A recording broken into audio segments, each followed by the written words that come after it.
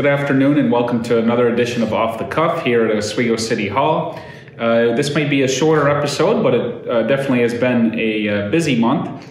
I want to start today's report by congratulating Officer Demario Andrello on being named the 2023 Oswego Police Department Officer of the Year. He's a 4.5-year officer with the department, and he's one of the more ambitious members that we have, always racking up statistics, out on calls, responding to calls quickly and effectively and efficiently. So congratulations to him. He's also on the planning board and is a city resident, so a couple extra bonus points. So good for him and job well done. You may have read recently that we had a graffiti incident at the McCroby building and the new Brightbeck Park bathrooms that we built.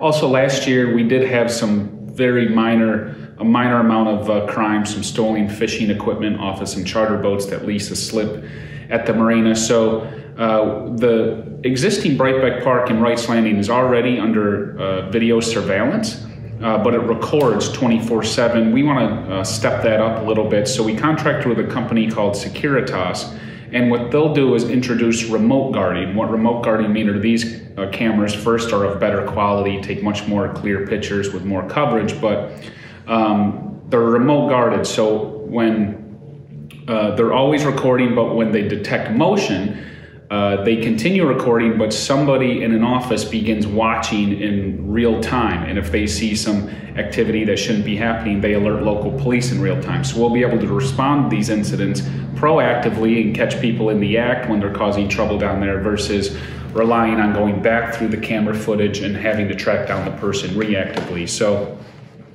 message to any criminals or people looking to get into mischief, I would encourage you not to do it at Wrights Landing or Brightbeck, because now somebody literally will be watching you all the time in real time. So hopefully we prevent some crime and some graffiti and stuff like that down there. Exciting time here for downtown businesses and the public. Our Bizzard Bucks will go on sale, $50,000 worth.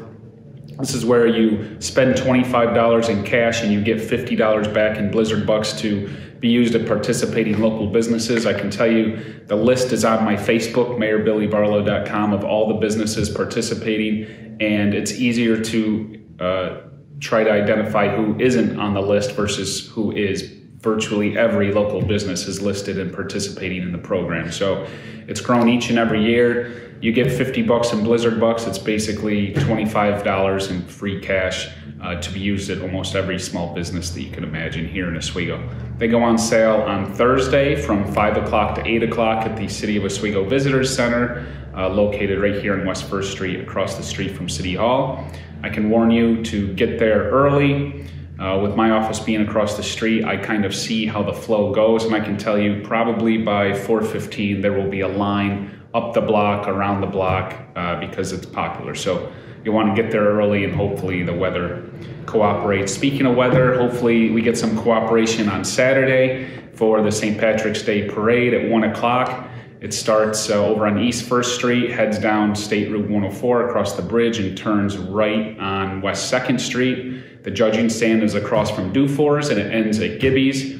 It's always a fun time. The last few years we've had great weather. Weather this year looks a little dicey, but we still get a great crowd, and you'll see some excellent floats that are always on display. So, and I also know a lot of businesses like Southern Fair, Gibby's, Steamers, and probably a bunch of others I'm forgetting, have a lot of fun activities after, eating competitions, drinking competitions, and it's really a fun festive day in the community. So get out there and try to enjoy that. We also got a designated once again for our Tree City USA designation. This is a designation that I've got, I believe, 7 of my 8 years as mayor. We're very proud of that. This shows our commitment to trees here in the city. For every tree we take down, we try to plant a tree to replace it. And we have a great pruning program from Jeff Hamill and the tree crew, along with the Oswego City tree stewards who go around throughout the summer and properly prune trees. So we keep our commitment there. I'm proud of that designation to round out my term, and very excited to continue that. It also makes us a little more competitive for relevant grant money. So it's certainly a good thing. Another project I'm very proud about to have finally completed, which may not receive a lot of fanfare because you don't think of it, but it's a project out at the water plant. We installed an over $3 million backup generator. A lot of people don't realize that really until this generator was installed recently, the city water plant had no backup power source. This caused me a great deal of anxiety since I became mayor, because every time we would get a snowstorm, like the couple significant storms we just had, or a high windstorm, or a thunder cell rode through, it was always stressful knowing that the city water plant had no water, or no backup power, and should the main power source be cut off or go down for a period of time, the city can only really last about 8 minutes with the capacity in the pipes and in the plant before people start running out of water. So that was always a huge concern. In fact, my first 7 years as mayor, anytime we had a significant storm forecasted, I would often call down to the governor's office in Albany and request a backup generator be sent up on a tractor trailer that we could plug into should we lose power. This took some planning because the closest generator the state had was located in Schenectady. Also, when these storms would occur, we wouldn't be the only municipality asking for this generator, so we would have to proactively plan and look out and make sure it was a significant storm worth asking for the generator, and then hopefully praying we never had to use it. So I know I had to ask for that generator probably 4 or 5 times in my time as mayor, so we were able to secure some grant funding for the majority of this project and get this huge generator installed.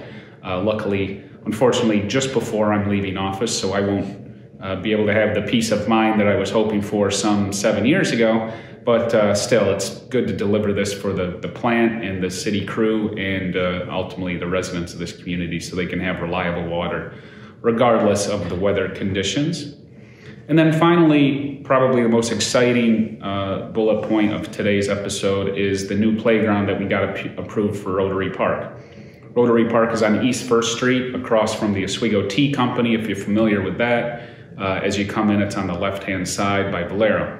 And this is a piece of city-owned property. The Morning Rotary Club here in Oswego has done a great job of maintaining a peace garden. They renovated a guard shed that's been used, some benches, some great landscaping, and a small pavilion that we hope to be able to put to better use. So I think putting this playground in will bring some life to that area. It's a great location. Also, the playground that we selected is a playground built for the smallest kids in our community. When we went around and looked at all the playgrounds we've either built or replaced in the last 7 years, we found that a lot of the playgrounds were suitable for kids from like age 8 to 13 or 14. So what we wanted to do is bring a play area that was good for the smallest, children 7 and under. So that's what this playground will be. It'll be low to the ground, very accessible, kind of have a toddler-like theme, and also some musical instruments for some outdoor play. You may have seen these outdoor musical instruments at bigger cities, but they usually bring a lot of people around to have some fun with them. So I think this will be a great addition to our park system here in Oswego, and also continue to revitalize the east side. This is near the new Aqua Spa, near the water park, and near the new skate park we just bought or installed. So it's a nice corridor that we're creating to bring some life to East 1st Street and the east side of downtown. So it'll be a great project. We signed that contract and we plan to get the playground, to start installing the playground in June, and should be done by early September. So that is the goal, to give the time some kids to play before the fall arrives. So if you see some construction and movement in that area, it's the installation of that playground. To pay for that, I believe the playground was approximately $200,000 or $250,000. We're paying for half from the last of our ARPA funding that we received from the federal government, and then half local funds. So I appreciate the council's support in that investment. And I think if you look over the years, you see how the investment in the Brightbeck Park playground, the ADA playground, dog park, water splash pad really pays off when you see people using them. So I think it's money well spent. So that'll do it for this month's edition of Off the Cuff. You can tell it's been a busy month, and we're already gearing up for a busy next month as well. So I'll talk to you then with much more to report. Thank you.